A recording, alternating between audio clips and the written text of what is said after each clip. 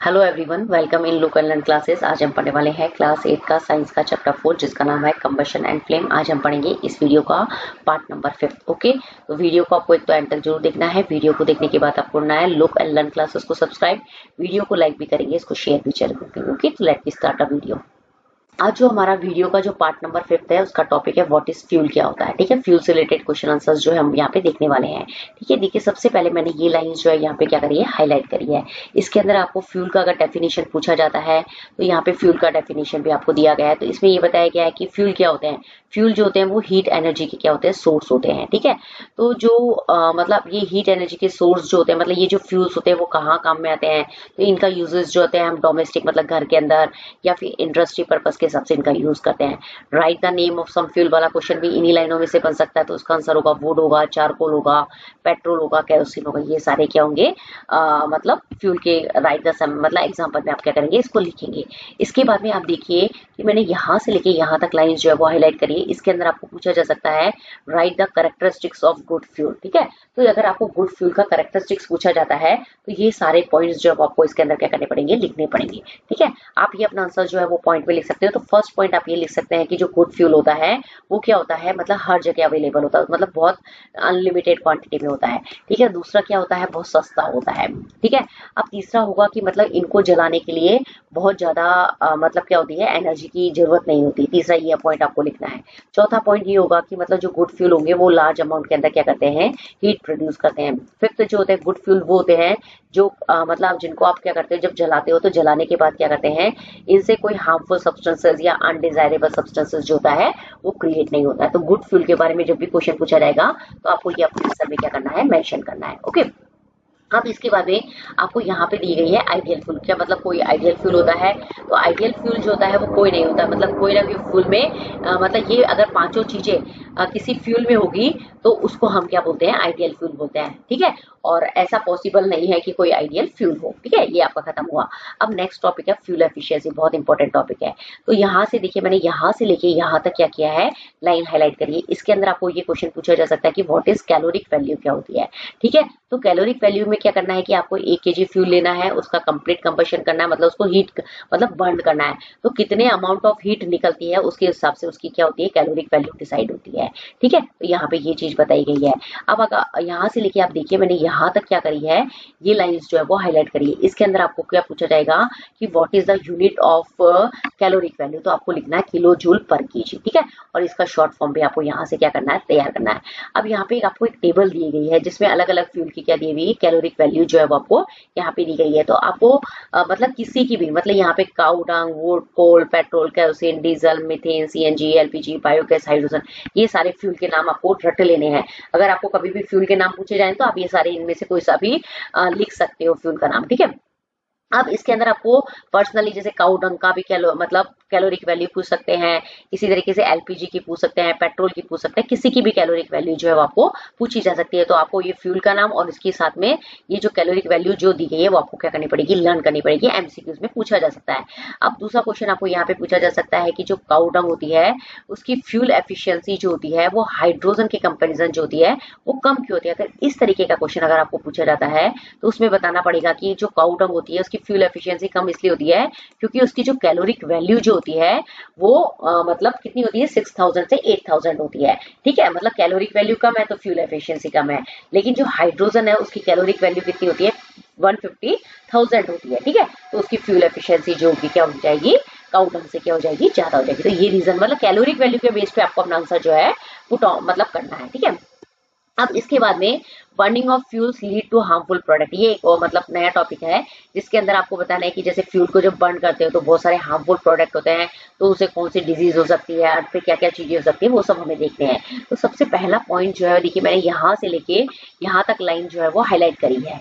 इसके अंदर आपको पूछा जा सकता है कि हाउ इज अस्थमा कोज्ड। ठीक है, मतलब जो अस्थमा क्या है, एक डिजीज का नाम है, रेस्पिरेटरी डिजीज होती है, लंग्स की डिजीज होती है, वो कैसे मतलब कोज्ड होती है। ठीक है, तो इसके अंदर आपको बताना है कि मतलब जैसे आपने क्या लिए हैं कुछ फ्यूल, जैसे यहाँ पे क्या है कार्बन फ्यूल्स है, जैसे इसके अंदर आपको बताया है कि आपको वुड है, कोल है, पेट्रोलियम है। इसका मतलब ये क्या करते हैं, अनबर्न कार्बन पार्टिकल्स जो होते हैं मतलब जब जलते हैं ना तो हवा के अंदर अनबर्न कार्बन पार्टिकल्स जो होते हैं वो रिलीज करते हैं। और ये मतलब जो पार्टिकल्स जो होते हैं वो मतलब क्या होते हैं, हाँ एयर के थ्रू कहा जाते हैं हमारी बॉडी के अंदर।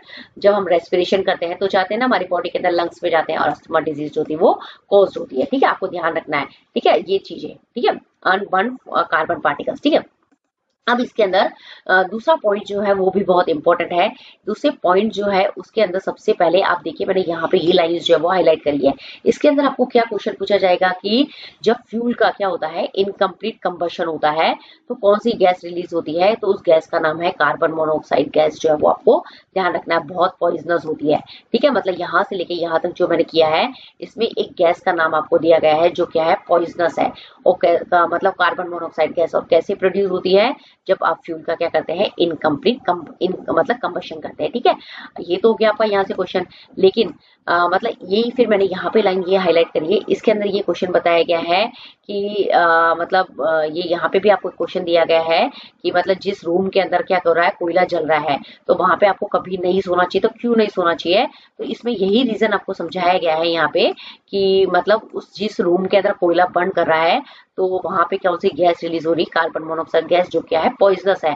ठीक है, अगर आदमी के शरीर में घुस गई तो उसी आदमी को क्या कर देगी, वो मार देगी। ठीक है, बहुत इंपॉर्टेंट क्वेश्चन है। ठीक है, अब इसके बाद में आप देखिए, मैंने यहाँ से लेके यहाँ तक ये लाइनें जो है वो हाईलाइट करी है। इसके अंदर आपको ये बताया गया है कि जो फ्यूल्स होते हैं उनका जब कंबशन हो, मतलब इसके अंदर आपको क्वेश्चन क्या बनेगा, व्हाट इज ग्लोबल वार्मिंग क्या होती है। तो ग्लोबल वार्मिंग को समझाने के लिए आपको ये बताना पड़ेगा कि जो फ्यूल्स होते हैं जब उसका कंबशन होता है तो कार्बन मोनोऑक्साइड गैस जो होती है वो एनवायरमेंट के अंदर रिलीज होती है। ठीक है, अब आजकल फ्यूल का जो है मतलब कंबशन बहुत ज्यादा हो रहा है, तो एनवायरमेंट में कार्बन मोनोऑक्साइड गैस जो होती है वो बहुत ज्यादा हो गई है। ठीक है, तो इसकी वजह से क्या हो रहा है कि अर्थ के ऊपर टेम्परेचर जो होता है वो इंक्रीज हो रहा है। तो मतलब ग्लोबल वार्मिंग क्या होती है, मतलब कार्बन डाइऑक्साइड का हवा के अंदर कार्बन डाइऑक्साइड की एयर के अंदर जो मतलब कंसंट्रेशन का बढ़ना ही क्या कहलाता है, ग्लोबल वार्मिंग कहलाता है। तो अगर आपको ग्लोबल वार्मिंग का डेफिनेशन पूछा जाता है तो आपको ये लाइनें लिखनी है। लेकिन आप देखिए, मैंने यहाँ से लेके यहाँ तक ये लाइनें जो है वो हाईलाइट करी है।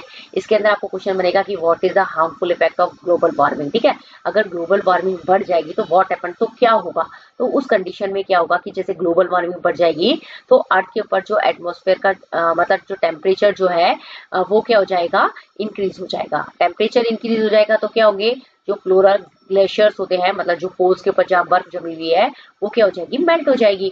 और मेल्ट हो जाएगी तो उससे क्या होगा कि जो सी लेवल है वो पिघल पिघल के क्या हो जाएगा, समुद्र में पानी बन के आएगा तो सी लेवल बढ़ जाएगा। ठीक है, तो इससे क्या हो जाएगा, कोस्टल एरियाज के अंदर फ्लड आ जाएंगे और जो लो लाइंग कोस्टल एरियाज जो हो जाएंगे वो वाटर के अंदर क्या हो जाएंगे, सबमर्ज्ड हो जाएंगे। तो ये ग्लोबल वार्मिंग जब इंक्रीज होगी तो ये सब चीजें जो है वो होने वाली है। तो हमें क्या करना है, फ्यूल का जो कंबशन जो है वो अगर जरूरत नहीं है तो उसको नहीं करना है। ठीक है, ये हो गया आपका यहाँ पे कंप्लीट। अब क्वेश्चन नंबर पॉइंट नंबर 4 जो है उसके अंदर आपको क्वेश्चन पूछा जाएगा कि मतलब जब हम कोल और डीजल को क्या करते हैं, बर्न करते हैं। ठीक है, कोल और डीजल को बर्न करते हैं तो सल्फर डाइऑक्साइड गैस जो होती है वो रिलीज होती है। और जहां पे भी सल्फर डाइऑक्साइड गैस रिलीज हो जाती है वहां पे सफोकेशन हो जाता है, मतलब सांस लेना भी क्या होता है, मुश्किल हो जाता है। तो आपको ध्यान रखना है, कोल और डीजल को बर्न करने पे सल्फर डाइऑक्साइड गैस रिलीज हो रही है, लेकिन जब आप पेट्रोल को क्या कर रहे हो, बर्न कर रहे हो, तो उससे क्या निकलते हैं, नाइट्रोजन गैस जो है वो रिलीज होती है। ठीक है, यहाँ पे 2 क्वेश्चन यहाँ पे मैंने बता दिए हैं। लेकिन आप देखिए, मैंने यहाँ से लेके यहाँ तक 3 लाइनें हाईलाइट करी है। इसके अंदर आपको पूछा जाएगा कि व्हाट इज एसिड रेन क्या होता है। अगर एसिड रेन के बारे में पूछा जाता है तो आपको ये सारी लाइनें जो है मतलब ये लिखने पड़ेंगे, ये मतलब ठीक है ना। तो उसके अंदर आपको बताना है कि जब रेन के अंदर क्या होंगे, सल्फर के ऑक्साइड, नाइट्रोजन के ऑक्साइड अगर मिलके आ रहे हैं तो उस रेन को हम क्या बोलते हैं, एसिड रेन कहते हैं। What is the harmful effect of acid rain, तो हार्मफुल इफेक्ट क्या होता है एसिड रेन का, क्रॉप्स के ऊपर पड़ेगा, क्रॉप्स डैमेज हो जाएगी, बिल्डिंग्स डैमेज हो जाएगी, सॉइल जो होती है उसकी फर्टिलिटी जो होगी वो कम हो जाएगी। यहाँ पे आपका टॉप मतलब खत्म हो गया, इतना पॉइंट। ठीक है, अब इसके बाद में ये 4 पॉइंट तो आपको लिखने ही है। लेकिन इसके बाद में नेक्स्ट देखिए, मैंने यहाँ से लेके यहाँ तक जो है वो लाइनें जो है वो हाईलाइट करी है, बहुत इंपॉर्टेंट है। तो इसके अंदर ये बताया गया है कि जो आजकल हमारे ऑटोमोबाइल्स होते हैं उसके अंदर हम डीजल और पेट्रोल की जगह हम किसको यूज करते हैं, सीएनजी का यूज करते हैं। तो क्वेश्चन क्यों बनेगा कि why is CNG used in place of diesel and petrol, मतलब डीजल और पेट्रोल की जगह आप सीएनजी का क्यों यूज कर रहे हो। तो जो सीएनजी जो होती है वो मतलब पेट्रोल और डीजल से क्या होते हैं, जब इनका कंजप्शन होता है तो बहुत हार्मफुल इफेक्ट बनता है, लेकिन जब सीएनजी का कंजप्शन होता है तो मतलब बहुत ही कम अमाउंट के अंदर हार्मफुल इफेक्ट बनते हैं। और इसके अलावा दूसरा पॉइंट है कि जो सीएनजी जो है वो क्लीनर फ्यूल की जैसे किया जाता है, कंसीडर किया जाता है। तो सीएनजी का यूज करना है, सीएनजी का फुल फॉर्म जो है वो भी आपको पता होना चाहिए, कंप्रेस नेचुरल गैस। ठीक है, ये आपको क्या करना है, ध्यान रखना, बहुत इंपॉर्टेंट क्वेश्चन है, very very important question. Okay, तो ये आपको यहाँ से ये तैयार करना है। इसके बाद में ये जो पैराग्राफ है उसके अंदर आपको ये बताया गया है कि जैसे हमने यहाँ पे पढ़ा था डीजल और पेट्रोल का यूज कम हो गया है, सीएनजी का यूज बढ़ गया है। तो पहले के टाइम क्या किया जाता था, वुड यूज किया जाता था, लेकिन आजकल मतलब घरों के अंदर जो डोमेस्टिक जो होता था ना, फ्यूल की जगह वुड यूज करते थे। ठीक है, लेकिन आज हम डोमेस्टिक फ्यूल के अंदर क्या यूज करते हैं, एलपीजी जो है वो उसको यूज किया जाता है। तो इसका भी वही सेम रीजन जो है वो आपको यहाँ पे बताया गया है कि मतलब पहले के टाइम में जो वुड यूज किया जाता था, क्यों किया जाता था, क्योंकि ये मतलब बहुत इजीली अवेलेबल हो जाता था और इसकी कॉस्ट जो थी वो कम होती थी। लेकिन अब जो है वो हम क्या कर रहे हैं, मतलब वुड की जगह हम किसको यूज कर रहे हैं, एलपीजी को यूज कर रहे हैं। क्यों, क्योंकि जो वुड को आप करते हो ना, वुड को आप जलाते हो तो बहुत सारा स्मोक निकलता है जो ह्यूमन बींग्स के लिए क्या है, बहुत हार्मफुल है, और इससे बहुत सारी रेस्पिरेटरी डिजीज जो होती है वो कॉज हो जाती है, जैसे अस्थमा वगैरह है, ये सब कुछ। ठीक है, तो हमें क्या करना है, मतलब इसके लिए डिफॉरेस्टेशन जो है, मतलब अगर हमें क्या करना है, what is the harmful effect of deforestation, अगर आपको ये पूछा जा सकता है तो आप ये लिख सकते हैं कि मतलब यहाँ से लेके यहाँ तक। ठीक है, जस्ट मिनट। ठीक है, कि हम मतलब हम जैसे क्या कर रहे हैं, मतलब फ्यूल के लिए क्या कर देते हैं, लकड़ी को काट देते हैं। तो उसकी वजह से क्या होता है कि जो हमें पेड़ों से जो यूजफुल सब्सटेंसेस जो होते हैं वो नहीं मिल पाते हैं। तो हमें ऐसा नहीं करना चाहिए, हमें क्या करना चाहिए, मतलब डिफॉरेस्टेशन, मतलब अगर हम पेड़ों को काटेंगे तो क्या होगा, डिफॉरेस्टेशन होगा, और इससे हमारा एनवायरमेंट जो होगा उसको क्या होगा, बहुत सारे हार्मफुल इफेक्ट होंगे। ठीक है, तो यहाँ पे जो है वो वुड और एलपीजी का जो मेन जो है वो क्वेश्चन जो आपको बन रहा है कि आजकल जो डोमेस्टिक फ्यूल के अंदर वुड का यूज ना करके हम एलपीजी का यूज क्यों करते हैं।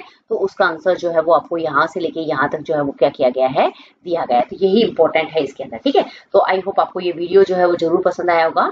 तो आपको क्या करना है, लुक एंड लर्न क्लासेस को सब्सक्राइब करना है, वीडियो को आप लाइक करेंगे, शेयर भी जरूर करेंगे। Okay, if you have any doubt in this video please right in comment box. Okay, thank you very much watching the video.